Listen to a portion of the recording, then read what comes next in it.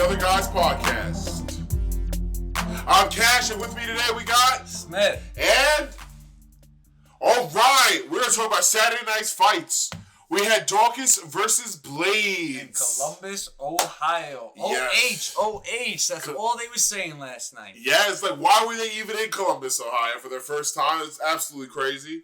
The refs. Oh my God. Terrible. Yes. They would watch an eye poke and they didn't know what to do. They didn't know what to do. And the fighter would get kicked in the nuts. He didn't know what to do. The fighter would have to tell him, "No, I'm good. I can keep going." Right? They had a lot of that. A lot of times the fighters were calling the fouls rather than the ref, which was odd.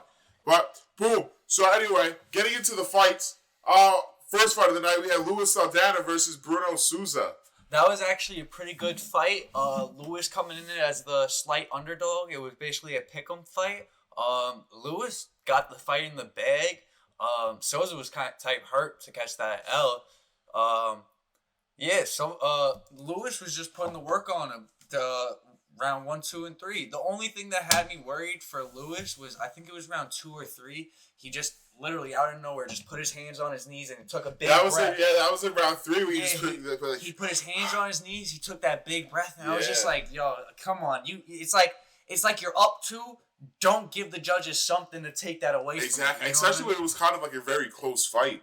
That like something like that could really just sign to the judges like, I am gassed. Like, you know how many times has the fight ended and the person who we thought lost raised their hands and then they get... And somehow they get the win. They win. Well, we had a lot of that last time. People who see like whoever side the crowd was on, it was like, gotta give it to them. The crowd liked them, we gotta give it to them. For real. Listen, this is why you never let it go to the judges. This is why you gotta chase the finish. You can't trust the judges. Even with these are very one-sided, the judges still somehow, they got great perspectives because they can see it the other way. It's crazy. But boom, second fight of the night, we go into Nicoll versus David Dobrak. Yeah, David, you're garbage. Basically, I had more hope for David coming into this. He was 20. He was 20-3, but now he's 20-4. But they kept on saying how he was undefeated. I think that was undefeated in the UFC because obviously he had a few losses on his record. Yeah. They could have been early on. But I have seen David fight before, and that's what had me so confused. I know David's an okay fighter. Like, he's not super good or super bad, but I know he's a decent fighter. So, like, when the way he was fighting against Nicoll, like, that was terrible. I don't know. Here, he had more total strikes. Yeah. I didn't even see that. I saw Nicoll manhandling David throughout the fight. 3 rounds. All 3. Just piecing him up. He had him hurt. He wobbled David. Actually dropped David, I'm pretty sure. And I don't know. I really don't know. I expected a lot more from David in this fight. Yeah, David really just slacked on this one. I don't know. He just couldn't get it done.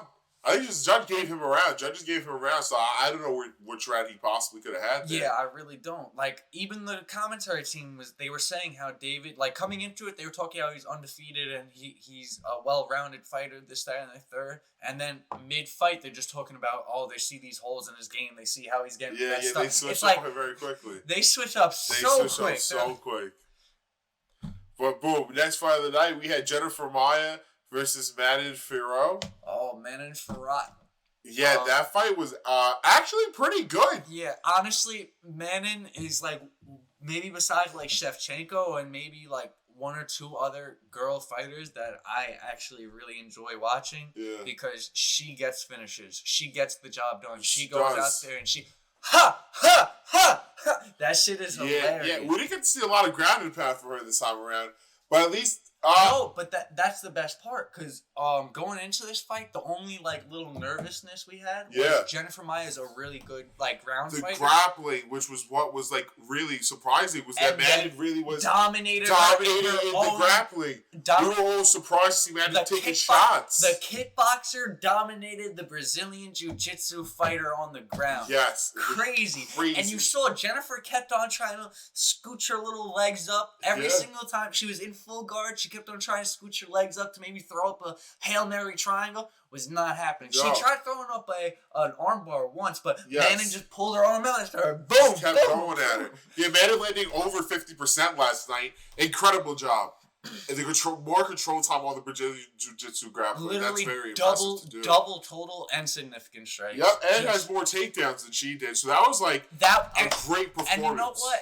I don't know how people weren't like more interested in this fight, letting it be that she was like ranked 13 fighting ranked like 4. Yeah. And that was like Tai Tuivasa taking on Derek Lewis and getting the job done. That's what I was thinking the whole time. And I thought easiest jump from rank 13 to rank 4, easily claimed that shit. She dominated that Listen, fight. Manon, I think you're a great fighter. I want to see you do good things. Yep. Please go up a weight class. If you not right now, right before the title, go up a weight class. Just don't go against. What if that's her demise? What if those girls are just too big for her to handle? I think she can handle them. What if she drops a weight class? She's flyweight. She's flyweight? Oh, she is flyweight. That's crazy. What is she gonna drop? She goes to strawweight. Correct? I don't know. You might be right. Yeah. Bro, I think Shevchenko's not the flyweight champ. Flyweight champ's Rose Namajunas. Yeah. She would have to go fight Rose Namajunas. We were stressing thinking she had to fight Shevchenko. She really has to go fight Rose. Yeah, change your weight class. Just take the belt from Pena. You want to go 2 weight classes now? Pickings. You're saying pack on 20 pounds and go give me the same performance? Easy pickings. Take on Pena. I don't know. I mean, honestly, I think it is a game changer. Her versus Rose. I don't know now. Oh, Rose beats her. I mean, I still am going to side with Rose, but I mean, that is a way closer fight than if we had her versus Shevchenko, in my opinion. Yeah, I think she could do more to Rose, but I still think Rose gets the job done handily. I can see that fight if neither one of them gets a fit. Well, that sounds stupid. But I think if neither one of them get a knockout, it's going to go all the way to decision on that fight. Decision Rose. Decision Rose? Yes, you think? But you know what's crazy? You know what else is crazy though? We've never even seen Maddie in a 5-round fight. That's what I'm trying to say. But think Rose we have more than once. But that's what I'm trying to say. Like, I think Manon's a good fighter, but you're hyping her up that much to go. No, I'm not hyping Rose? No, that's not what I'm saying. What I said was I think it would be a closer fight. Rose versus Maddie rather than Maddie versus Shevchenko. Okay, I can agree there. So I definitely don't want her to go up a weight class and go fight Shevchenko. I think she's a better chance staying here and improving here and going for the belt here. Go for Pena. I'm telling you, that's the easiest belt option. He said Paco at 20, man. Go for it. And also, just to point out, because I know if Zeth was here, he would have done it. The French curse is now lifted. The French curse is lifted. Zeth swears there's a French curse. He says that no French person has won since Cyril Gane has lost. I think that's the only French person he knew was French that fought. I don't know. Apparently he was keeping track. But so now, just for you, Zeth, I'm gonna let you know right now, French curse lifted, my guy. Manon got it done. But then boom, now we're coming to the next fight. Kazeem, my God, you won. Congratulations. Versus Dennis Tululin. So Kazeem came in at minus 1,000 yesterday. So we knew we were going to get a very dominant performance.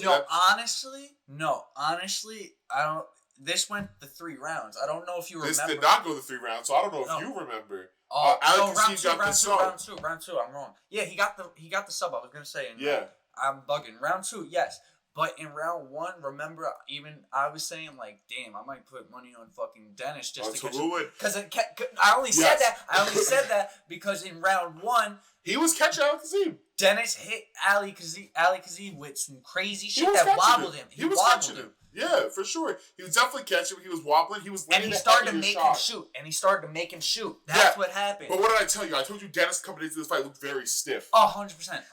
But those shots were powerful. He fought stiff, but those were power shots. Mm-hmm. So every time he hit Ali Kazeem, he stepped back. Basically every shot he threw was a significant strike. Yeah, that was really good. Good for Dennis. Bro, for a second, I thought it said 34 total strikes and then 42 significant for Ali Kazeem. I was like, how?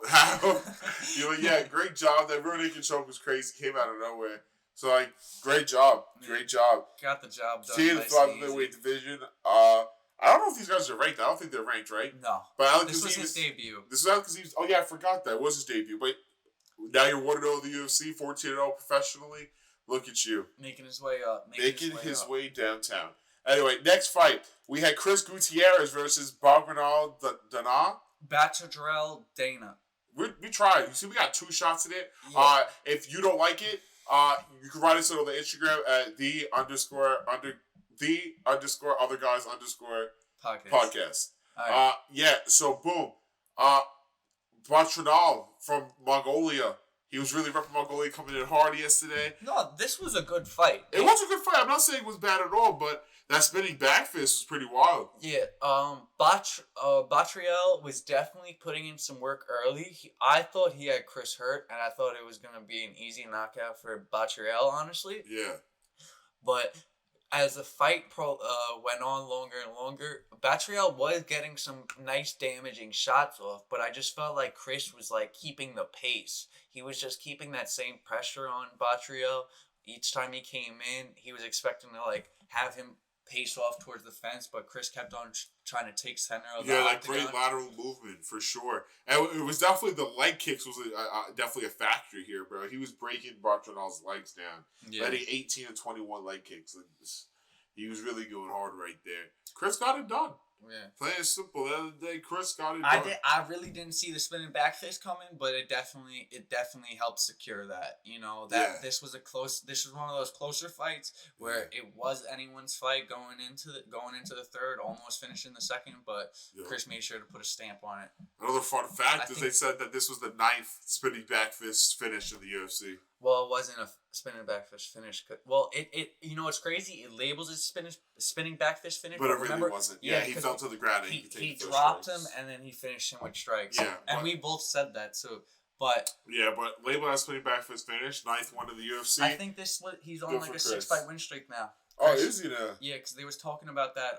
Improved his streak to like 6, I think, in the UFC. Good for him. Anyway, next fight, we got Sarah McCann versus Carla Rosa. Sarah McMahon, that was honestly... I didn't expect this. Carla Rosa was like on a 5-fight win streak in the UFC coming into this. Sarah McMahon, she was on like a win-lose skid. It was like a win, 2 losses, and then her last fight was a loss, I'm pretty sure. And she's 41 years old. She was the major underdog coming into this. And from start to finish... Dominated. Start to finish. I don't know how is it 29-28. Because honestly, I had Carol Rosa. And I was just... this is why I don't be putting money on the girl fight. Yeah, honestly, you really can't, bro. I had Carol Rosa. But this 41-year-old underdog got the job done. And honestly, just dominantly. She just dominated her. Dominated and got it done. But the next fight of the night we had was Mark Diakese versus Borschev. Oh my god, this bullshit, bro. Okay, listen. Borschev, we really liked you coming into this. You had the hype. I mean, that's what usually happens. Hype train's got to get derailed. The dancing really caught us, bro. It was the catchy little dances he was saying. But you know what's crazy? What? We knew this was his downfall. We knew that the grappling was not his strong suit, for sure. We knew that. I'm pretty sure we said it on the other week's podcast. I think we did. I'm pretty sure we even said that Borschev did not look good when he got taken down in his last fight. He got taken down. He looked a little nervous, but he got back up and he caught the finish. That hyped us up because he got a body finish. Yeah. But what happened in this fight? The second he got taken down, he had no answer. No answer for it. And he looked like he just accepted it at one point. That is actually what happened. He looked like he accepted it. And that was the problem, bro. Like, they just kept taking him down. He got up, he got taken down. Diakese had 12 minutes and 24 seconds of control time. And you know that's crazy, bro. That's almost 3 rounds control time. That's crazy. Well over 2 rounds control time. That's crazy, but what gets me mad is that Diakese had that much control time and fucking landed only 8 more total strikes than Borschev. Yeah, it really was to wet blanket him. That was his technique. He just held on. He had him a lot of He won. 100% he won. But like in a good way. It was a like, cornball way to go about doing it. Yeah, it was like let me hold you so you can't get a lucky shot off and maybe knock me out. Like, I know you're powerful. Let me just hold you. Yeah, the striking is still 40-32 in favor of Diakese, but close. And Borschev had a couple nice elbows with Diakese who's calling onto his back. They literally had 6 headshots each. Yeah, absolutely wild. Absolutely wild. But boom, we're moving to our next fight. We had Neil Magny versus Max Griffin. And honestly, I don't know how this was a split decision. I think Max won easily round 2 and 3. I think round 1, there's no argument for you a 10-8. think Max won? No, I said Neil won. No, you just said you thought Max won 2 and 3 easy. Oh, That's no, why I I'm looked at bugging. you crazy. Then I'm bugging. No, Neil won 2 and 3 easy.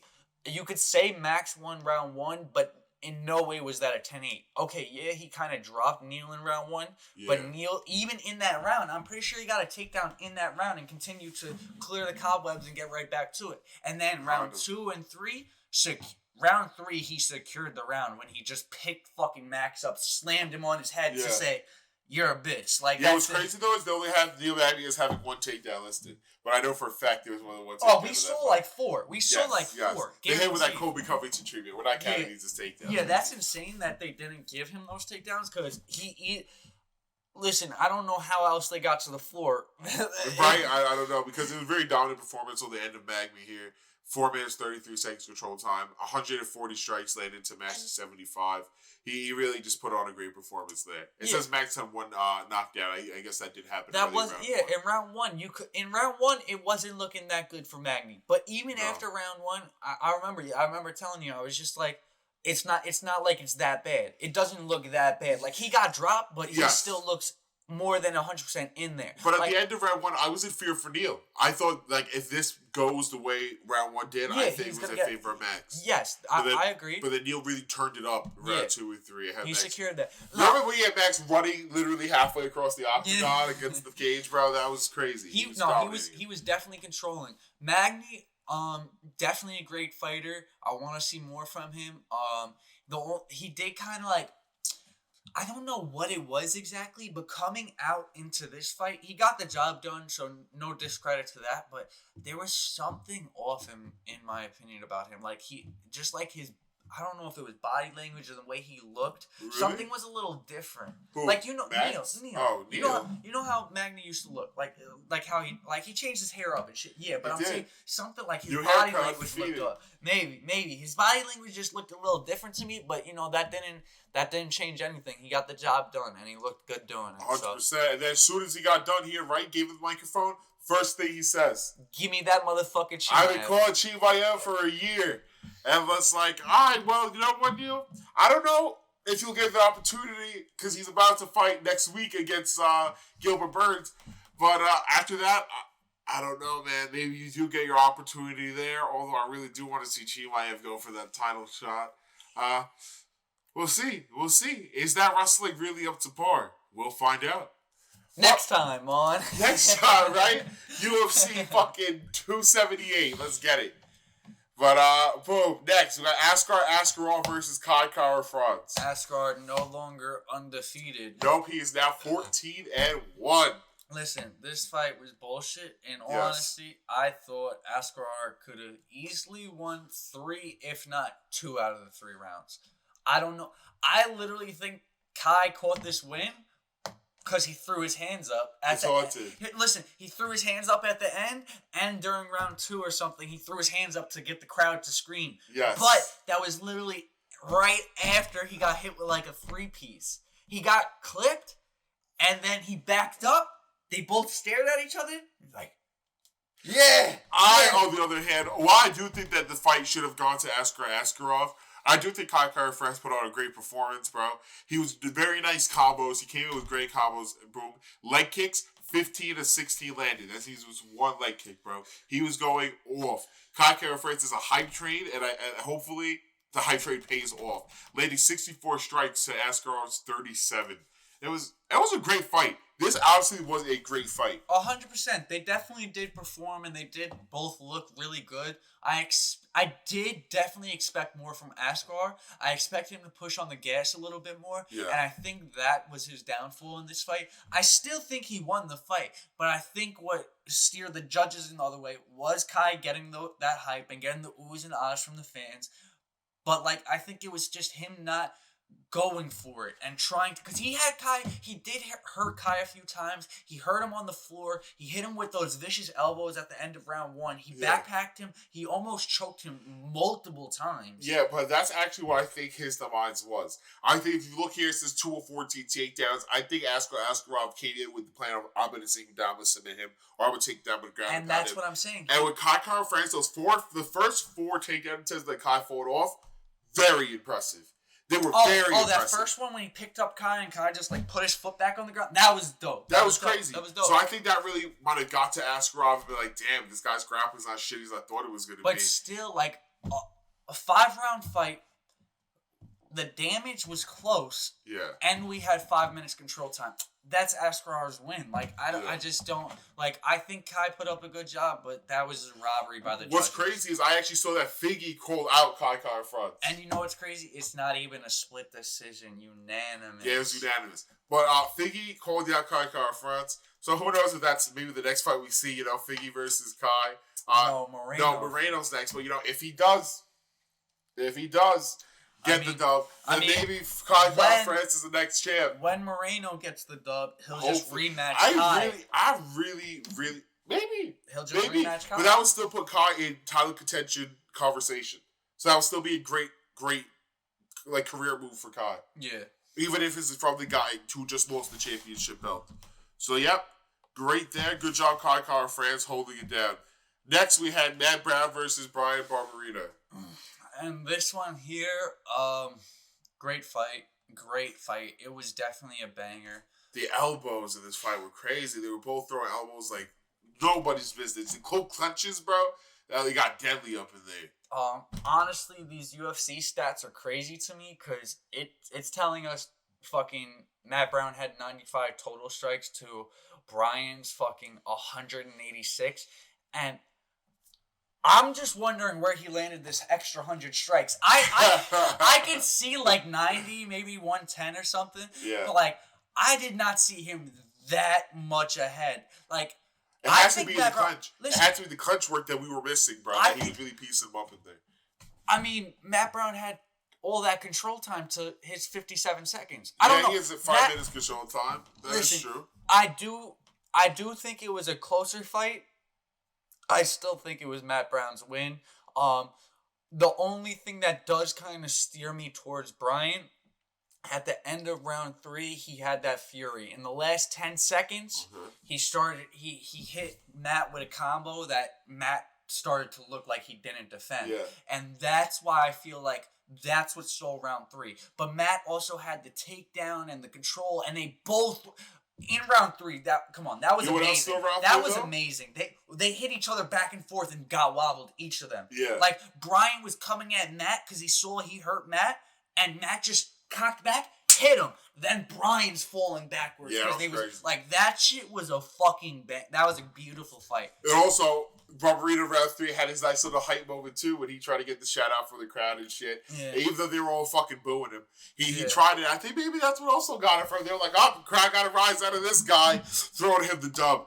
But then boom. Next fight of the night we have Joanne Wood versus Alexa Grosso. And Alexa gets the job done nice and easy. Yes, Alexa Grosso.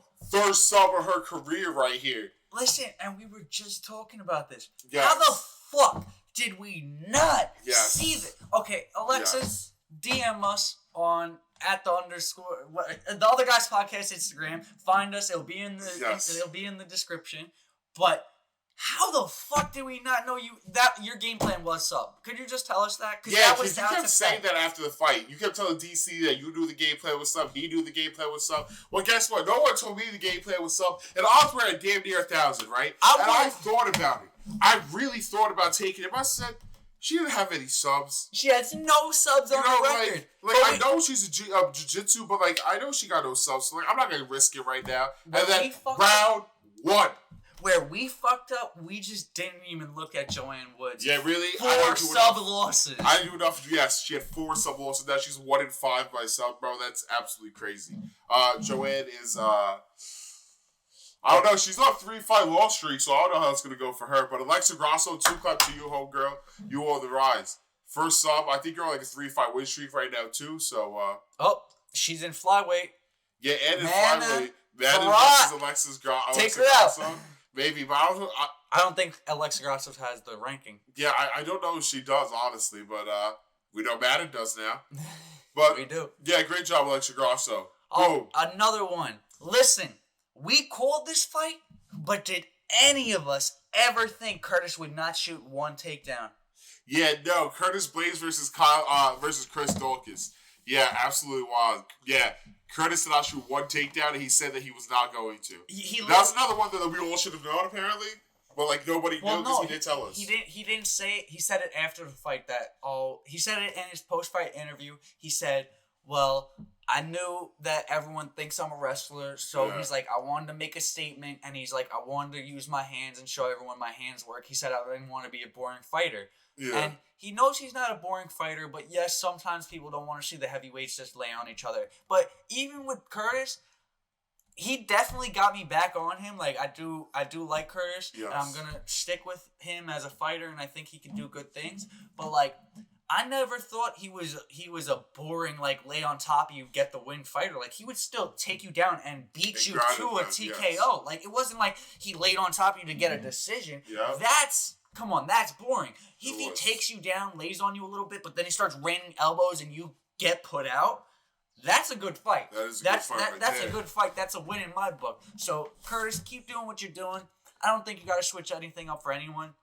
And it's funny because even in his post-fight interview, they were telling him, they were like, he said, I didn't think that was the punch that was going to put him out. He said, I didn't even cock back all the way. He said, I didn't think it was going to put him out. Like, he wasn't being cocky. He was just like, I really just swung and he dropped. Yeah, that straight with me, though, it definitely broke Dulcas' nose. Oh, yeah. We said that right away. That big old fucking peacock nose snapped. Yep. So, but the funniest part, they asked him, they was like, so were you ever going to shoot? He was like, yeah, the opening round 3, I was going to take his ass down. He was like, the opening round 3, if I didn't do, like, really, he said, the opening round 3, depending on how I was doing on the feet, I was taking him right down. He said, round 2, I was definitely still standing with him, though. Yeah, that was definitely a great fight, Dulcas. Tough, my guy. It's another thing that's funny. Curtis also said in his post-fight, he was saying they were asking him about like why he didn't take him down and stuff, and he's like, "Oh, well, that's like the only BJJ black belt in the heavyweight division I know, and I didn't even have to take him down." He was like, "I don't think I'm gonna have a problem with anyone." Yeah, I think Dulcas better go find his job back on the police force. He lost his last 2 fights out, both against black men, which I think is fantastic. He retired, Jack Lewis Blades is not playing around. He retired right before his fight with Derek Lewis, and it's funny because I remember right before that fight, I kind of wanted Chris to win, just because I was like, Derek Lewis was on his way out. Yeah. It's whatever.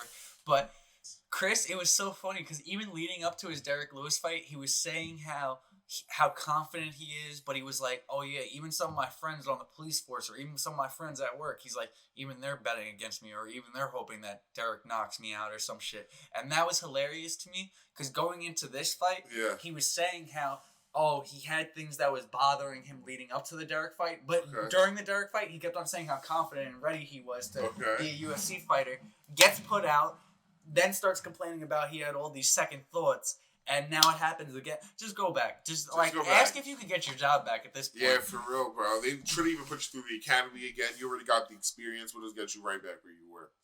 But, so overall, decent fight card. But we also have some bonuses. Last night, we had Fight of the Night. Went to Matt Brown and Brian Barberina, earning $50K each. And then we have Chris Gutierrez, got a performance of the night. And so did Curtis Blades, get a performance of the night. Each of them got $50K.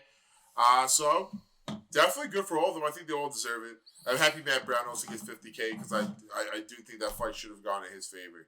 Yeah, that's crazy. I mean, it's sad for me. It's sad for me because, like, going into this fight, people were saying, Matt Brown should retire, or they were talking about, like, Matt Brown should retire, like, he's an older fighter and stuff like that. There are some older fighters. They get older and they should retire. But even watching that fight, do you think Matt should retire because of that fight? I think he looked great. I mean, I think he is, like, actually, you could see that he's older. No, 100%. And I think he honestly looked very tired in round 1. I think he's older. And I think he definitely is on his way out. He's an older fighter. He's an older fighter. He's a vet. Yeah. But I'm saying You put him against like someone else in that division, he could have still got the job done. He just couldn't finish it. I don't know, man. I don't know. I don't know if he should retire, but I don't see. I would agree he's on his way out. That's all I'm saying. I just feel bad that like he caught a loss like this because it was so close, and it's just like people were doubting him going into this, and the fact that he got so close to getting that win, it's like, okay, but you still got the loss, so you see prove their point. You know what I mean? Yeah, I see what you're saying. But that's what we got for the last Saturday's fights. But coming up next week, we have no fights, sadly. So, week after that, April 9th, we have UFC 273. Very happy to be coming back to that. We got Alexander Volkanovski versus the Korean Zombie. And yes. Honestly, should the Korean Zombie be fighting for the title? No. Is it going to be a good fight? Yeah. Probably not. But am I going to watch it? Yeah. Definitely. But you also got to tune into the card just to see the Piotr Yan, Aljamain Sterling. If it happens. It better happen. I found out yesterday apparently got $10 on the fact that Aljamain won't run away from this fight. So hopefully Aljamain, please show up. I don't think you're going to win by any means. But I need you to show up because I don't want to lose $10. Did you see those the training footage? Aljo does look big, bro. Nah, I'm fucking. Aljo's gonna get fucking. Aljo shaved the beard, and I was like, wow, like that chin, weak. Like, you know, like I just really exposed. If we didn't expose the chin before, now the chin's exposed. For sure. And on that same card, bro, we have Gilbert Burns versus Chimaev. That's a crazy fight. Yeah, it's crazy. Chimaev is really gonna be 10-1. Yeah, Chimaev is. Excuse me. You think Chimaev's gonna be 11-0? This guy really tried coming at Chimaev. Yeah. So I think this is gonna be the fight where Chimaev's gonna really prove to us, like, hey, listen, I'm really garbage, and I shouldn't have a rank. That's exactly what he's gonna say. I'm really here to smash everybody. He's gonna slide right in. He's gonna be ranked 2 or 3. I don't really remember what Gilbert is at the time. Listen, but then boom. Chimaev will be in title contention conversation. I think Gilbert can definitely win this fight. Do I think he is? No. But you want to know why? I think Hazmat's going to win because, listen, the mental warfare, crazy. If I'm Gilbert Burns, no matter how confident I was before, like, now it's like, everyone's telling you you're gonna lose. Like, this guy is crazy. This guy's a monster. He's so good on the ground. His hands work. Like, you're gonna lose. Like, I don't care who you are. Like, there's some people with, like, them steel mentalities and they can block shit out. But, like, when everyone's telling you, maybe besides, like, his coach, like, that's getting to you. You're gonna go into that fight, no matter how good and confident you are. You're gonna go into there in there with like a fear or a nervousness in the back of your head, like, oh, he's gonna knock me the fuck out. He's gonna choke me if I give him a chance. And that's when you start giving up flow. That's when you start opening up and you start having holes in your game plan. So are you saying Chimaev was gonna win? Yeah. But you just said Chimaev was gonna be 10-1. Yeah, I laughed and then. It's alright. It's alright. We're gonna get to this next week. Yeah. Next week we're gonna really get into it. Next week we're not. Yeah, we are. The week after. No, next week we're gonna talk about all this. Oh yeah. Yeah, so next week we're gonna really get into it, and then we're gonna really break down why all these fighters are gonna win and lose next week. I can't wait. 273 is actually looking like a great card. So yeah, but that's what we got for you guys this week. So we'll catch you guys next week. Make sure to like and subscribe. Follow us on Instagram. Look for it down in the bio. Check it all out. We'll see you guys next week. Peace out. Peace.